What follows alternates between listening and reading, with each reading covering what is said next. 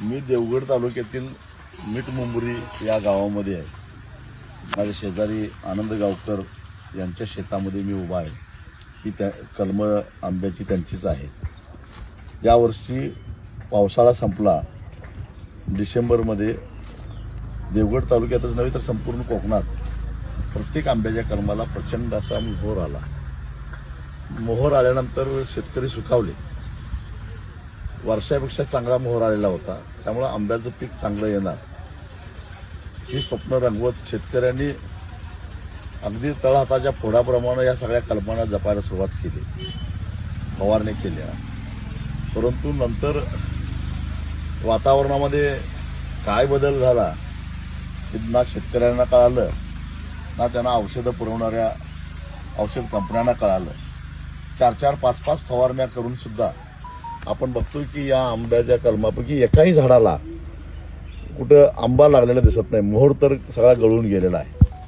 म्हणजे 1% तरी उत्पादन निघेल का नाही अशी परिस्थिती. आंबाच मला अजून दिसलेला नाही. मी 1 तास जरा शोधतोय, एकही आंबा मला झाडाला दिसलेला नाही अशी परिस्थिती दिसते. आणि या ठिकाणी जर बघितलं तुम्ही तर काळी बुरशी सगळी तुडतुडा याच्यामुळे आलेला आहे. एवढंच नव्हे तर खाली जमिनीवर सुद्धा सगळे बुरशी पडले, काळी जमीन काळी झालेली आहे. आणि हे औषधाने झालं की हा नेमकं कशामुळे झालंय? पण हा एका शेतकऱ्याचा प्रश्न आहे. संपूर्ण वेंगुर्ल्यापासून पनवेलपर्यंत अलिबागपर्यंत जेवढा कोकण पट्ट्यातला आंबा उत्पादक शेतकरी आहे त्या सगळ्याला हा अनुभव आलेला आहे. ना कोकण कृषी विद्यापीठानं याच्याकडे लक्ष दिलं ना सरकारनं लक्ष दिलं. खरं तर अतिवृष्टी झाली, शेतकऱ्यांचं मोठ्या प्रमाणामध्ये नुकसान झालं. त्याच्यासाठी आम्ही अनेक आंदोलनं केली, मोर्चे काढले, पण कोकणातल्या शेतकऱ्याकडे कुणाचं लक्षच नाही. आज आंबा उत्पादक शेतकरी ज्यानं 20-20 लाख रुपये कर्ज काढलेले आहेत आणि आता 50,000 रुपयाचा सुद्धा आंबा निघत नाही अशी परिस्थिती आहे. या अशा शेतकऱ्यांनी करायचं काय? आता वर्ष काढायचं कसं? खर्च तर करून झाला परंतु उत्पन्न शून्य अशी अवस्था आज आंबा उत्पादकांची झालेली आहे. सरकार मात्र गांभीर्यानं याकडे बघायला तयार नाही. म्हणूनच आज देवगडमध्ये आम्ही आंबा उत्पादकांचा मेळावा घेतलेला आहे. त्याचे पंचनामे चालू आहेत असं मी ऐकलं. नुसतं पंचनामे करून तोंडावर हात फिरवू नका. सरकार काय करणार आहे? कारण एक प्रकारची त्सुनामी आहे. असं कधीच झालेलं नाही आजपर्यंत. पहिल्यांदा असं घडलेलं आहे की कोकणामध्ये आंबा उत्पादकांच्या हाती काहीच लागलेलं नाही आहे. हे पहिल्यांदा घडलेलं आहे. त्याला शेतकरी जबाबदार नाही आहे. निसर्गामध्ये काय बदल झाले असतील तर त्याला जबाबदार कोण? निसर्गाची छेडछाड काढली कोणी? शिक्षा भोगतंय कोण? याही प्रश्नाचं उत्तर कोकणातला शेतकरी मागतोय आणि ते उत्तर द्यायची जबाबदारी राज्यकर्त्यांची आहे.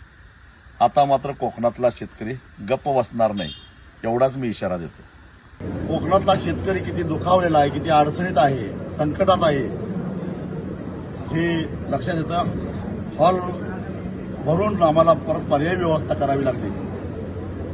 सरकारनं खरं तर आत्मचिंतन केलं पाहिजे, परंतु शासन व्यवस्था अजून जागी झालेली दिसत नाही.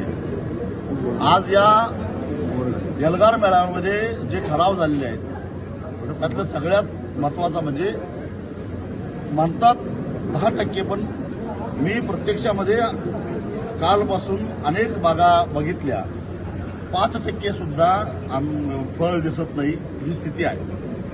तेव्हा हेक्टरी 5 लाख रुपये अथवा गुंठ्याला 5,000 रुपये या पद्धतीनं थेट नुकसान भरपाई सरकारनं दिली पाहिजे आणि या संदर्भातला निर्णय सरकारनं तातडीनं घ्यायला पाहिजे.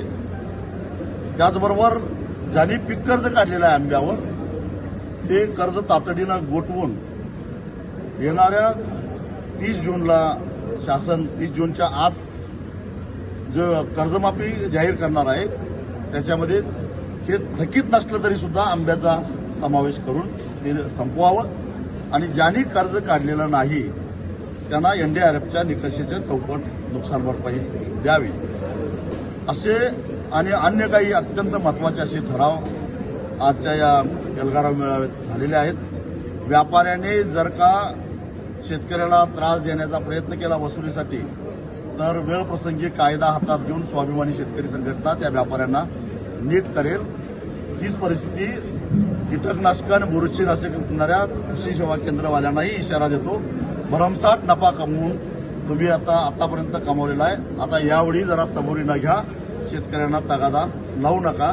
हा दिलासा या मेळाव्याच्या माध्यमातून आम्ही दिलेला आहे. येत्या 12 मार्चला आम्ही 20 दिवस सरकारला निर्णय घ्यायला वेळ दिलेला आहे. 12 मार्चच्या आत सरकारनं ठोस भूमिका स्पष्ट करावी. विधानसभेचं अधिवेशन होतंय, अर्थसंकल्प मांडला जातोय. अर्थसंकल्पाच्या भाषणामध्ये कोकणातल्या शेतकऱ्याला आम्ही वाऱ्यावर सोडणार नाही, एवढ्या कोटीचं पॅकेज आम्ही जाहीर करतो असं अर्थमंत्र्यांच्या भाषणामध्ये जर आम्हाला ऐकायचं आहे.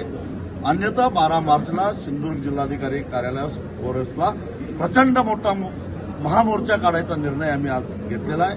आणि त्या महामोर्चानंतर एक दिवस मोर्चा काढला म्हणून नव्हे, तरी सुद्धा जर का याच्यातून काही उत्तर सुटलं नाही तर त्याच्यानंतर त्याच दिवशी आम्ही तारीख जाहीर करू.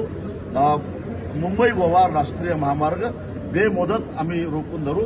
परंतु आता आंबा उत्पादकांना वाऱ्यावर सोडणार नाही. त्याला जोपर्यंत न्याय मिळणार नाही तोपर्यंत आता स्वाभिमानी शेतकरी संघटना, आंबा बागायतदार संघ, व्यापारी संघ आम्ही सगळेजण संयुक्तरित्या सगळे गट तट, यात राजकारण नाही, काही नाही. ज्यांना श्रेय घ्यायचं आहे त्यांनी आधीच प्रश्न सोडवावा. आम्ही त्यांचा जाहीर सत्कार करायला तयार आहोत. परंतु आता आंबा उत्पादकाला वाऱ्यावर आम्ही जाऊन देणार नाही. समर्थ न्यूज चॅनल यूट्यूबवर सबस्क्राईब करा व बेल आयकॉनवर क्लिक करा आणि रहा अपडेट.